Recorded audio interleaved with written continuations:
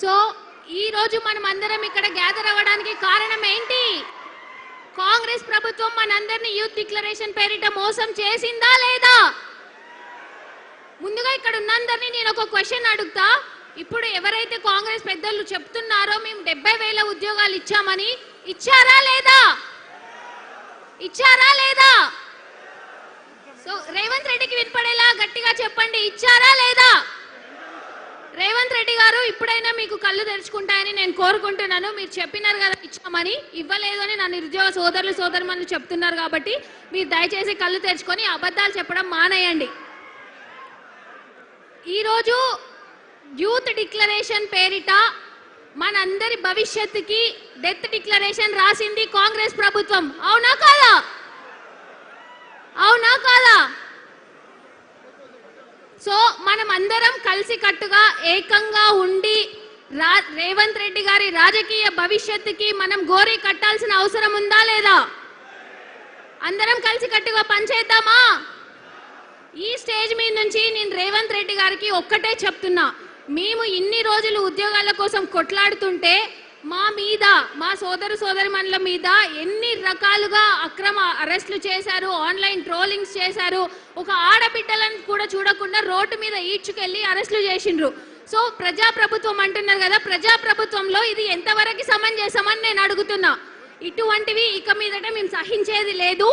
ఇంకొక విషయం ఏంటి అంటే, మీరు రేవంత్ రెడ్డి గారు ఏం చెప్తున్నారు అంటే, రేవంత్ రెడ్డి గారు హిట్లర్ని ఆదర్శంగా తీసుకుంటా అంటున్నారు కదా, అదే హిట్లర్ని ఆదర్శంగా తీసుకున్న మీరు ఒక్కసారి చరిత్ర తిరగేసి చూస్తే ఎమర్జెన్సీ పాలనలో ఇందిరాగాంధీ గారిని అడ్డుకున్నది యువతనే, అవునా?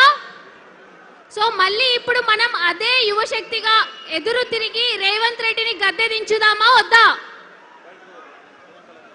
సో ఈ అవకాశం నాకు ఇచ్చినందుకు సుధీర్ రెడ్డి గారికి ఇంకా రామన్న గారికి థ్యాంక్ యూ.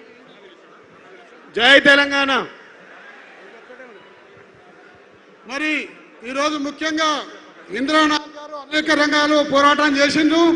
నిరుద్యోగుల పక్షంలో వాళ్ళ టీం అంతా నిలబడి చిక్కడిపల్లికెళ్ళి వచ్చిన వాళ్ళు, లైబ్రరీకెళ్ళి వచ్చిన వాళ్ళు, అమీర్పేటకి వాళ్ళు, మరి ఓయికెళ్ళి వచ్చిన వాళ్ళు అందరూ కూడా నిరుద్యోగుల పట్ల నిలబడి అలుపెరిగిన పోరాటం చేస్తుండ్రు. అందులో ముఖ్యమైన భూమిక పోషిస్తున్న ఇందిరానాథ్ గారు ఇప్పుడు మేము ముందు మాట్లాడతాం.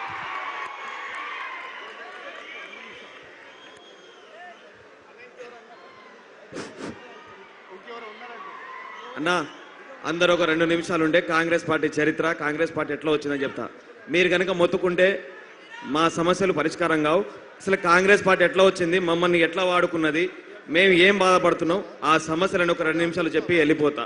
మీరు అట్లే అరిస్తే ఆ సమస్య వాళ్ళకి వినబడదు, టీవీ వాళ్ళకు కూడా వినబడదు. దయచేసి అర్థం చేసుకోండి.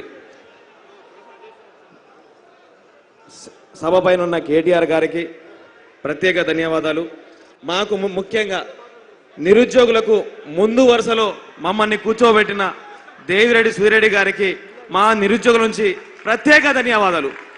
మమ్మల్ని ఎవరు అలా గుర్తించలేదు. నిరుద్యోగులంటే వెనక సీట్లలో వెనక ఎక్కడో కూర్చుని పెట్టేవాళ్ళు. కానీ సుధిరెడ్డి గారు ఈ చొరవ తీసుకొని మమ్మల్ని ముందు వరుసలో నిలబెట్టినందుకు ప్రత్యేక ధన్యవాదములు.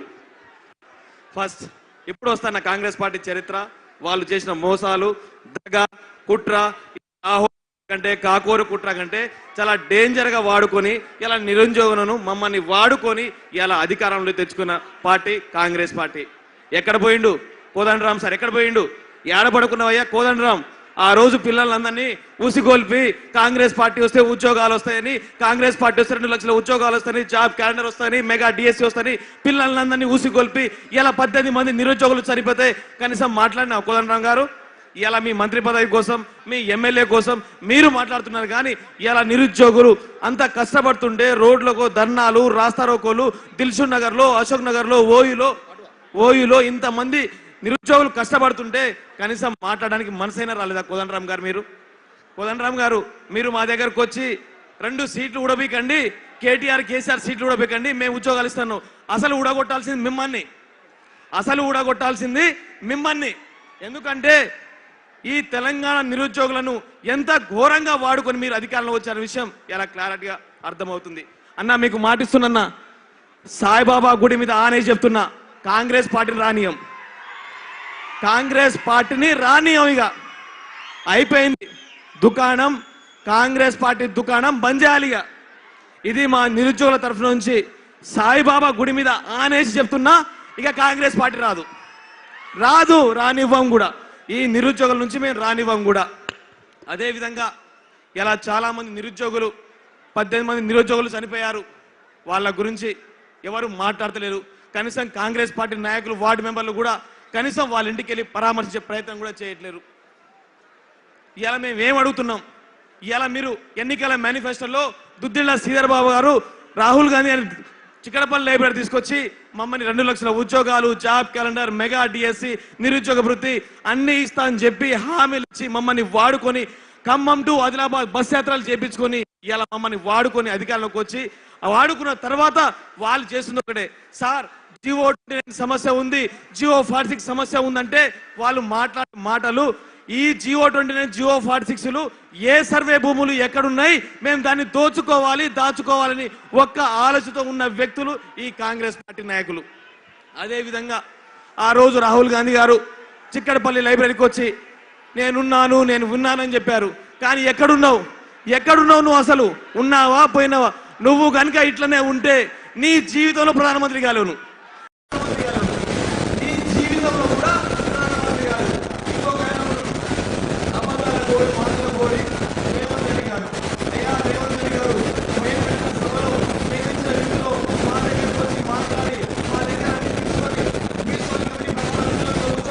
చెప్పి ఈరోజు మమ్మల్ని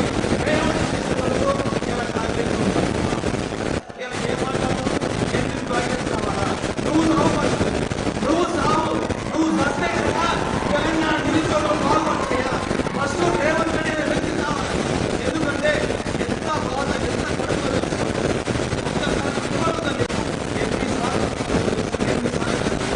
పెట్టినాం, నమస్కారాలు పెట్టినాం, దండం పెట్టినాం, వర్షంలో పాటలు పాడుకున్నాం, చెప్పుకున్నాం. కానీ ఒక్కసారి అయినా మా గురించి మాట్లాడావా?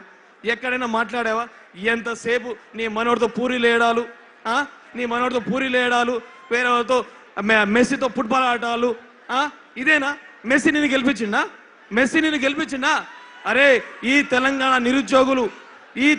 నిరుద్యోగులు కాంగ్రెస్ పార్టీని కాళ్ళకు బల్పాలు కట్టుకొని కనిపిస్తే మీరు ఆ పదవిలో ఎక్కి అందాలం ఎక్కిన తర్వాత ఇలా మీరు పదవులు అనుభవించి ఇలా మమ్మల్ని ఓడదాటిన బోడమల్లన పరిస్థితి ఇలా తీసుకొచ్చిన ప్రభుత్వం కాంగ్రెస్ ప్రభుత్వం.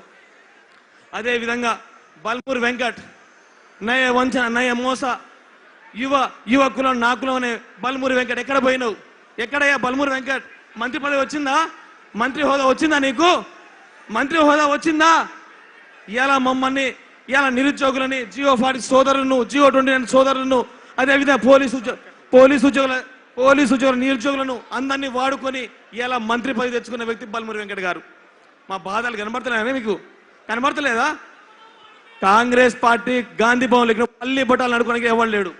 మేము కాంగ్రెస్ పార్టీ గాంధీ భవన్ మెట్లెక్కినప్పుడు మీ దాంట్లో అసలు ఊచున్నాడు కూడా లేడు. అసలు మేము కాంగ్రెస్ పార్టీని వెళ్ళిన తర్వాత అందరినీ ఒక్కొక్కరిని తీసుకొచ్చి ఎలా గెలిపించాలి, ఎలా చేయాలి చెప్తే ఇలా అధికారంకి వచ్చిన తర్వాత మమ్మల్ని ఇలా మోసం చేస్తున్నారు.